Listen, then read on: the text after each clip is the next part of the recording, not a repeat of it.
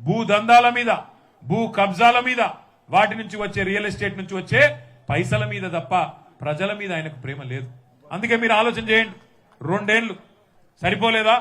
6 గ్యారంటీలు అంటివి, 100 రోజులంటివి, 420 హామీలు ఇస్తేవి, ఎస్సీలకు హామీలు ఇస్తేవి, ఎస్టీలకు హామీలు ఇస్తేవి, బీసీలకు హామీలు ఇస్తేవి, ఓ పెద్ద లిస్టు చదువుతివి, అరచేతిలో వైకుంఠం చూపెడితివి.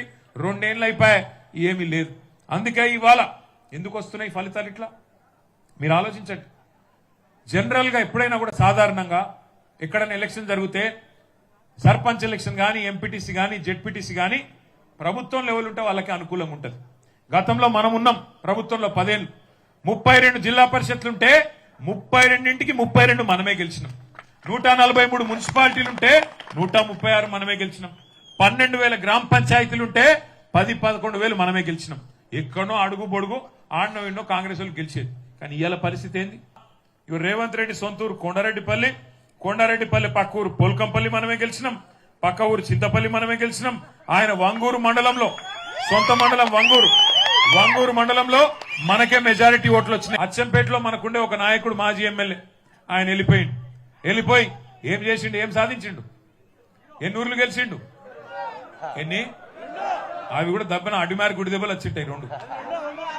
ఎందుకు చెప్తున్నా అంటే పార్టీ కంటే వాళ్ళు పెద్దోళ్ళు కాదు. పార్టీని ఇడిచిపెట్టిపోయి పార్టీని కించపరిచి నేను పార్టీ కంటే చాలా గొప్పోడిని, నా వల్లనే పార్టీ అని ఇవ్వాలనుకున్నా ఒక గట్లే. నేను అనేది ఒకటే మీతో ఆలోచించమని కోరేది. ఇవాళ ఎందుకు ఇంత పెద్ద ఎత్తున ప్రజలు 2 ఏళ్లలోనే మళ్ళీ తిరిగి కేసీఆర్ గారికి పట్టం కట్టాలని ఆలోచన ప్రదర్శిస్తున్నారు? ఎందుకంటే ప్రజలకు అర్థమైంది, ప్రజలకు తెలిసిపోయింది ఎట్లుండే కేసీఆర్ గారు ఉన్నప్పుడు పల్లెలు ఇవ్వాలి ఎట్లయినాయి. ఉత్తమ గ్రామ పంచాయతీలు ఎక్కడున్నాయి అంటే భారతదేశంలో 3% కంటే తక్కువ జనాభా ఉండే తెలంగాణకు ఉత్తమ పంచాయతీల అవార్డుల్లో 30% అవార్డులు వచ్చిన విషయం నేను గుర్తు చేస్తున్నాను. ఉత్తగానే రాలే.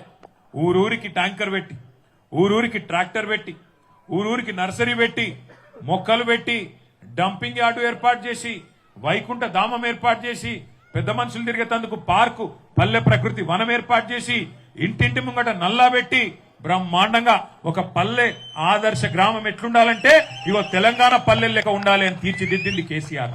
మరి అదే వీళ్ళు వచ్చినాక ఏమైంది?